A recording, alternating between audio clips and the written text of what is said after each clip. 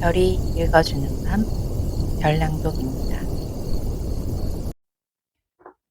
발이 되기. 하늘과 땅을 잇는 딸의 이야기.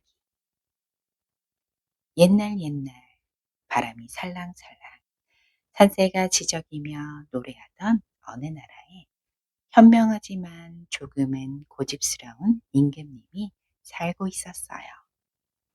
임금님은 나라를 잘 다스렸지만 마음 한구석엔 늘 외로움이 있었지요. 그런 임금님에게 사랑하는 사람이 생겼어요. 그때 점쟁이가 나타나 임금님께 말했어요. 전하, 올해 결혼하시면 공주 7을 낳게 되고 내년에 하시면 왕자 7을 낳게 됩니다. 임금님은 웃으며 손을 내저었어. 하루가 열흘 같은데 어찌 1년을 기다리란 말이냐. 나는 당장 장가를 들겠노라. 왕비는 고개를 숙이며 조용히 말했어요. 전하, 점쟁이의 말을 들어보는 게 어떨까요? 하지만 임금님은 그 말을 가볍게 흘려버렸어요. 그런 허튼 말 믿지 마시오. 그리하여 그해 화려한 혼례가 열렸어요. 온 나라가 들썩였지요. 하지만 그 화려한 잔치는 곧 예고되지 않은 슬픔의 문을 열고 있었답니다. 시간이 흘러 왕비는 드디어 아이를 가지게 되었어요. 궁궐안은 새 생명을 기다리는 기쁨으로 가득했지요. 첫 아이가 태어나던 날, 창문 밖엔 햇살이 반짝 내리쬐고 하인들이 환호성을 질렀어요. 왕자인가?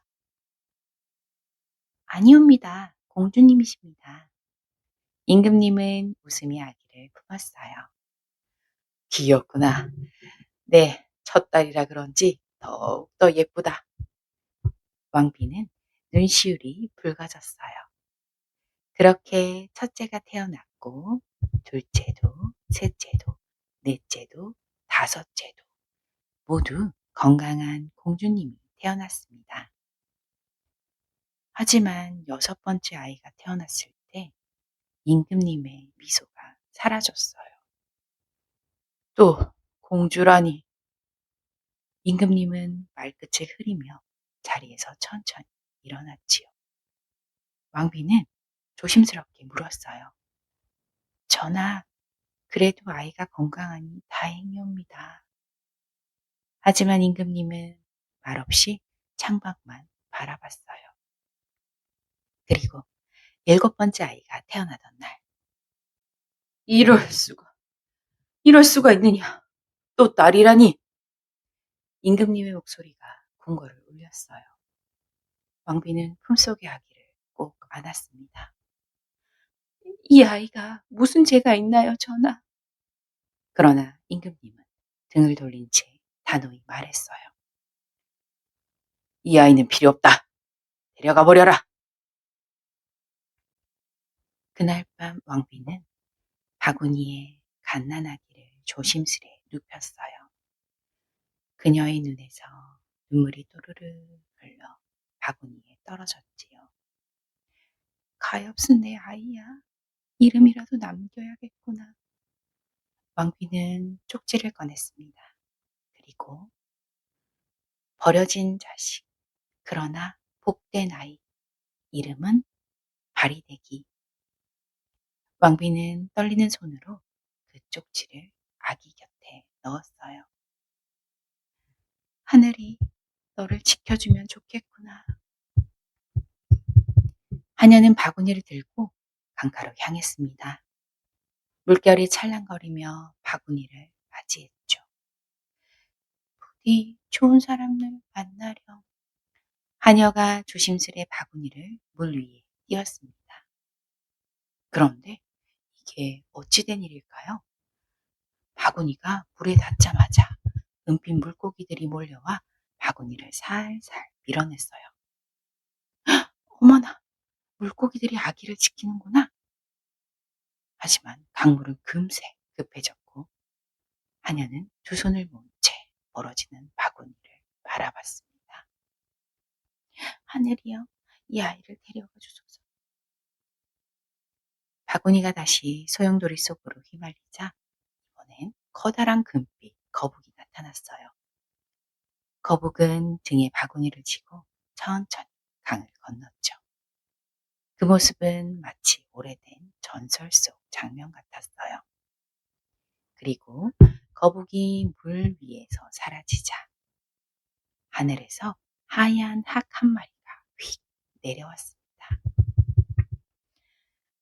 학은 날개로 바람을 일으켜 바구니를 들어올리고 하늘 높이 산 너머로 날아갔어요. 멀리 구름 사이로 바구니가 점점 작아졌지요. 그날 이후 아무도 그 아기를 본 사람은 없었지만 누군가는 속삭였어요. 그 아이는 하늘이 직접 데려간 거래. 하얀 학은 구름을 가르며 멀리 날아갔어요. 강을 건너고 산을 넘으며 마치 길을 아는 듯 고요히 윙 하고 날았지요. 멀리 떨어진 어느 작은 마을, 숲속에 조용히 자리 잡은 초가집 한 채가 있었어요. 그곳에는 마음씨고운 할아버지와 할머니가 살고 있었죠. 두 분은 자식이 없어 언제나 둘이서만 밭을 메고 서로에게 오늘도 수고했네 하며 의지하고 살았답니다. 그날 아침 하늘이 밝아오자 학이 천천히 내려와 마당 앞에 멈췄어요. 부리에 뭔가를 조심스레 물고 있었죠. 여보, 뭔가요 저게? 할머니가 눈을 가늘게 뜨며 물었어요. 학은 마치 사람 말을 알아듣는 듯 고개를 끄덕이고 바구니를 바닥에 내려놓았어요. 그 순간 아기 울음소리가 울려 퍼졌어요. 할아버지와 할머니는 깜짝 놀라 서로를 쳐다봤어요. 아니, 이런 곳에 아기가 있을 리가 없는데. 할아버지가 조심스레 바구니를 열어보니 아기 얼굴이 햇살에 반짝이며 보였어요. 그 볼은 복숭아 같았고 붉은 입술은 살짝 미소를 머금고 있었어요. 이 아이는 버려진 게 아니야. 할머니가 눈가를 훔치며 말했어요. 하늘이 우리에게 보내준 선물이야. 학은 그 말을 들은 듯 날개를 한번 크게 펼치더니 하늘로 휙 날아올랐어요. 날개 끝에 단 햇빛이 반짝이며 마치 축복처럼 흩어졌습니다. 그리하여 할아버지와 할머니는 그날부터 아기를 정성껏 돌보기 시작했어요. 이름을 뭐라 할까? 그 아이가 든 바구니에 적힌 쪽지에 써 있잖아요. 바리대기. 참 고운 이름이야. 바리대기는 그렇게 따뜻한 손길 속에서 자라났어요. 마당의 새들도 강가의 물고기들도 그 아이를 좋아했지요. 바리대기는 노부부의 사랑을 듬뿍 받으며 자랐어요. 햇살이 들면 눈을 반짝이며 일어났고 강가에서 들꽃을 꺾어 할머니에게 건네곤 했지요. 할머니, 이 꽃 향기 맡아보세요. 봄 냄새가 나요. 할머니는 바리의 머리를 쓰다듬으며 웃었어요. 그래, 너는 꽃보다도 고운 아이다. 바리의 손길은 언제나 조심스러웠고 마음은 늘 남을 먼저 생각했어요.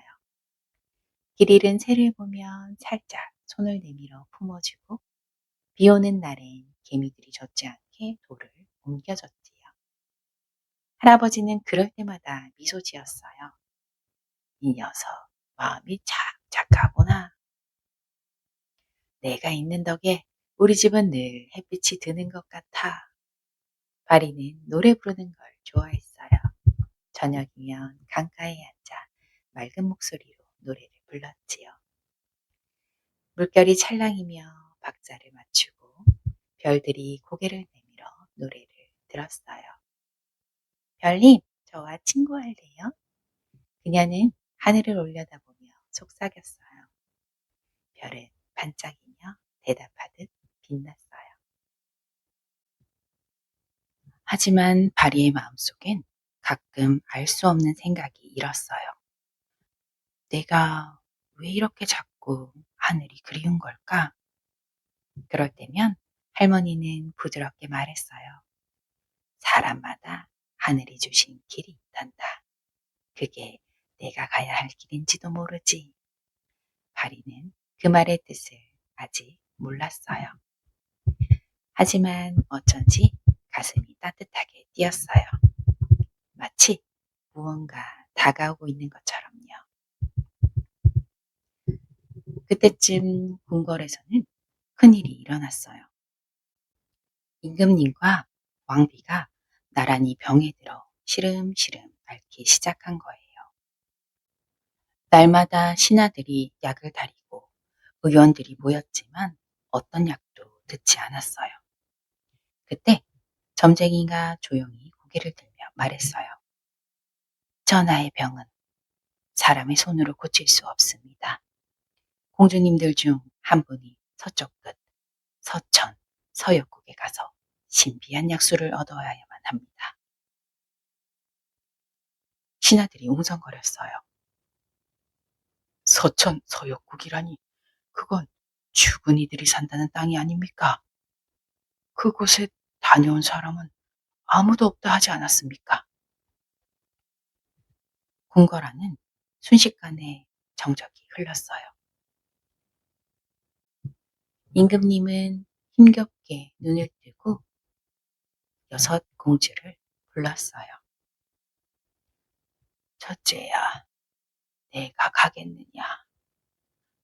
아버님, 저는 몸이 약해 갈 수 없사옵니다. 둘째야, 내가 가겠느냐? 언니도 못 가는 곳인데 제가 어찌 가겠습니까?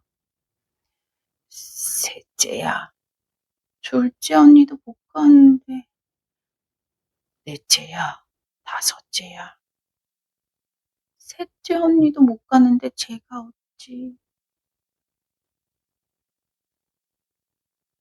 넷째 언니도 못 가는데 끝내 여섯째에게 물었어요. 여섯째야, 내가 가겠느냐? 여섯째 공주는 고개를 푹 숙인 채 대답하지 못했어요. 임금님은 눈을 감으며 긴 한숨을 내쉬었지요. 그 얼굴엔 서글픔이 어려 있었어요. 우리를 살릴 이는 아무도 없는가? 그때 멀리 산 아래서 까마까치 한 마리가 푸드득 날아올라 바리떼기 마을로 향했어요. 바로 그날 바리떼기는 할머니와 함께 산나물을 캐고 있었어요. 까마까치가 나뭇가지에 앉아 급히 소리쳤어요. 공주님, 어서 궁궐로 가셔야 합니다. 임금님과 왕비님이 몹시 아프십니다. 바리는 놀라 고개를 들었어요. 공주님이라니 설마 나를 부르는 건가요? 옆에 있던 할머니가 천천히 고개를 끄덕였어요. 바리야, 아마 내 운명이 너를 부르고 있는 게겠지. 가서 내 할 일을 하려구나. 바리는 할머니의 손을 꼭 잡았어요. 할머니, 다녀올게요. 무섭지만 누군가는 가야 하니까요. 그녀의 눈빛엔 두려움보다 따뜻한 결심이 담겨 있었어요. 바람이 살랑 불며 들꽃잎이 길 위로 흩날렸습니다. 그 길의 끝에는 아직 아무도 가보지 못한 서천, 서역국이 있었지요. 바리는 까마까치의 말을 들은 뒤 망설이지 않고 궁궐로 향했어요. 멀고도 낯선 길이었지만 마음속에는 묘한 끌림이 있었지요. 강을 건너고 산을 넘으며 하늘의 별빛이 총총 내리던 그 밤, 바리는 속으로 계속 중얼거렸어요. 정말 내가 그분들의 딸일까? 며칠이 지나 마침내 궁의 높은 담벼락이 보였어요. 그 웅장한 모습이 낯설고도 어딘가 그리웠지요. 문지기들은 처음 보는 처녀를 보고 놀랐어요. 여보시오, 어디서 온 사람이요? 바리는 조용히 고개를 숙였어요. 저는 바리대기입니다. 임금님과 왕비님을 뵈러 왔습니다. 그 이름을 듣는 순간 궁궐안이 술량왔어요. 신하들이 서둘러 안으로 달려갔죠. 전하, 바리떼기 공주님이 오셨습니다. 병상에 누워있던 임금은 눈을 천천히 떴어요. 뭐라?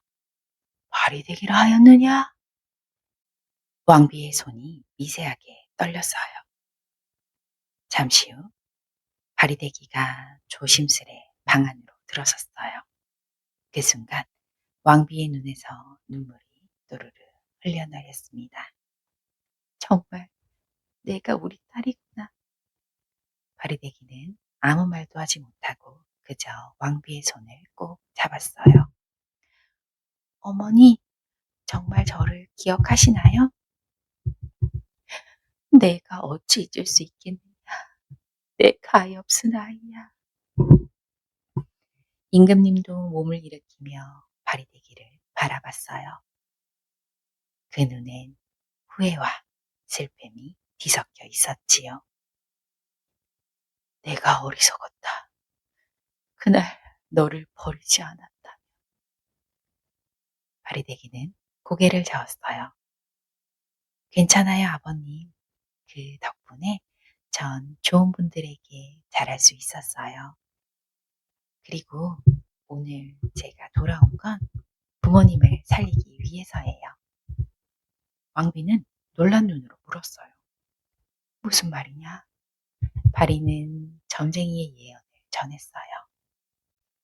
저승의 서천 서역국에 약수를 구해야만 병이 낫는다고 들었어요. 임금님은 놀라며 말했어요. 그건 죽은 자들의 나라라 하지 않느냐? 그런 위험한 곳에 어찌 내가 가려 하느냐? 바리떼기는 미소를 지었어요. 저를 낳아주신 부모님을 위해서라면 기꺼이 가겠어요. 궁궐안은 숨소리마저 잦아들었어요. 그녀의 눈빛은 고요했지만 단단했어요. 왕비는 눈물을 닦으며 딸의 두 손을 감싸쥐었어요. 바리야, 하늘이 널 보내준 이유가 이것이었구나. 그 길이 아무리 험해도 마음만은 잃지 말거라. 그날 밤 바리는 별빛이 내리는 마당에 섰어요. 새벽 바람이 살랑 불며 그녀의 머리카락을 스쳤지요. 그녀는 하늘을 향해 속삭였어요. 하늘이시여, 저에게 힘을 주세요. 부모님을 살리고 제 마음도 잃지 않게요. 그리고 그렇게 바리떼기는 저승길로 향할 준비를 마쳤습니다. 바리떼기는 남자 옷차림을 하고 길을 나섰어요. 긴 머리를 단정히 묶고 집신끈을 꼭 묶었어요. 하늘이시여, 제 발걸음을 지켜주세요. 그녀는 조용히 기도하며 길을 떠났어요. 심리를 가니 수염이 하얀 할아버지가 밭을 갈고 있었어요. 할아버지, 서천 서역국은 어디로 가야 하나요? 할아버지는 쟁기를 멈추고 고개를 들었어요. 내가 7살 때부터 80을 넘게 지금까지 살았지만 서천 서역국으로 간 사람은 한 명도 못 봤단다. 그런데 너는 무슨 일로 그 먼 데를 찾느냐? 부모님 병을 고칠 수 있다는 약수를 얻으러 갑니다. 할아버지는 잠시 생각하더니 말했어요. 이 밭을 몽땅 다 갈면 가르쳐 주마. 발대기는 소고삐를 잡고 열심히 일했어요. 땀이 주르르 흘러도 멈추지 않았죠. 어느새 밭을 다 갈자 할아버지가 미소 지으며 말했어요. 저 산 너머로 100리를 가서 다시 물어보거라. 바리는 산을 넘어 100리를 갔어요. 이번엔 머리가 하얀 할머니가 냇가에서 옷을 헹구고 있었어요. 할머니, 서천 서역국은 어디로 가야 하나요? 어허, 내가 7살 때부터 이 나이가 되도록 그곳을 찾은 사람은 아무도 없단다. 무슨 일로 그곳을 찾느냐? 부모님의 병을 고칠 수 있는 약수를 얻으러 갑니다. 할머니는 고개를 끄덕이며 말했어요. 이 검은 옷을 하얗게 빨면 가는 길을 가르쳐 주마. 바리대기는 옷을 물에 담그고 바득바득 빨기 시작했어요. 손끝이 아프고 물이 차가웠지만 멈추지 않았어요. 그녀의 마음엔 단 하나, 부모님 생각뿐이었어요. 마침내 옷이 눈처럼 희게 되자 할머니가 미소 지으며 말했어요. 잘했구나. 정성스러운 아이야.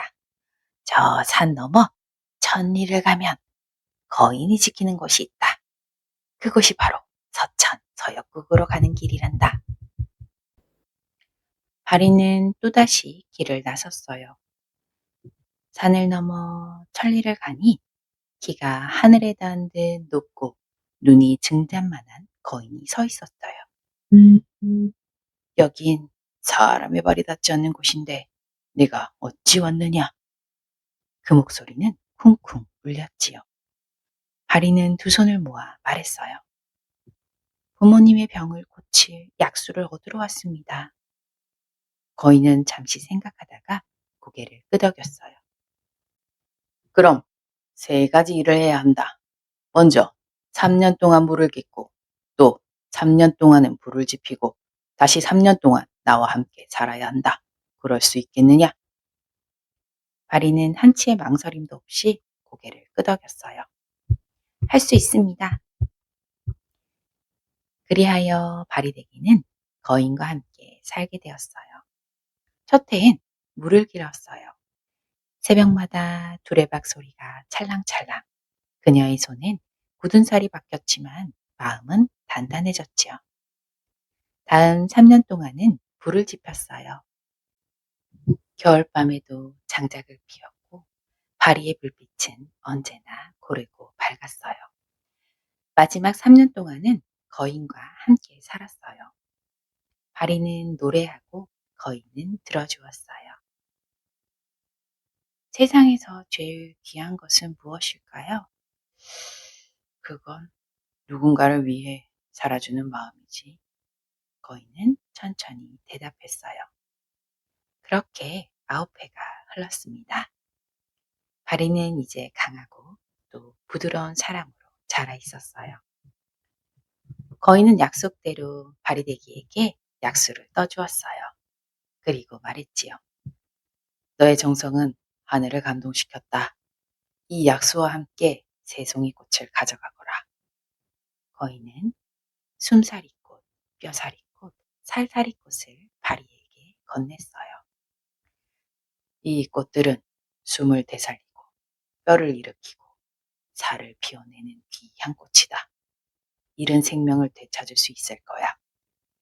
바리대기는 감사의 절을 올리고 꽃과 약수를 품에 안았어요. 그녀는 다시 긴 길을 걸어 궁궐로 돌아왔어요. 옷은 누렇게 바래고 발은 상처투성이었지만 그 눈빛은 여느 별빛보다도 맑았어요. 궁궐에 도착하자 신하들이 놀랐어요. 바리대기 공주님이 돌아오셨다. 임금님과 왕비는 이미 숨이 끊어진 지 오래였어요. 바리는 무릎을 꿇고 조용히 약수를 꺼냈어요. 제발 다시 숨을 돌리게 해주세요. 그녀는 약수를 부모님 입에 살짝 흘려넣었어요. 그리고 숨사리 꽃을, 뼈사리 꽃을, 살사리 꽃을 살에 대었어요. 그 순간 방 안 공기가 은은히 반짝이고 바람이 살랑 불더니 왕비님과 임금님의 얼굴에 안색이 돌기 시작했어요. 후, 부드러운 숨소리가 들렸어요. 두 사람은 천천히 눈을 떴어요. 파리야, 어머니 아버지. 서로 손을 잡고 눈물을 흘렸지요. 궁궐 안엔 웃음과 눈물이 함께 번졌어요. 그날 이후 사람들은 바리떼기를 죽은 이를 살린 딸, 하늘이 내린 효녀라 불렀답니다. 그 뒤 바리떼기는 부모님과 가족들 곁에서 오랜 세월 행복하게 살았어요. 세월이 흘러 바리떼기가 눈을 감던 날, 하늘에선 부드러운 바람이 살랑 불었어요. 꽃잎이 소복소복 떨어지고 사람들은 모두 고개를 숙여 그녀를 기렸어요. 그날 밤 하늘엔 유난히 밝은 별 하나가 떠올랐어요.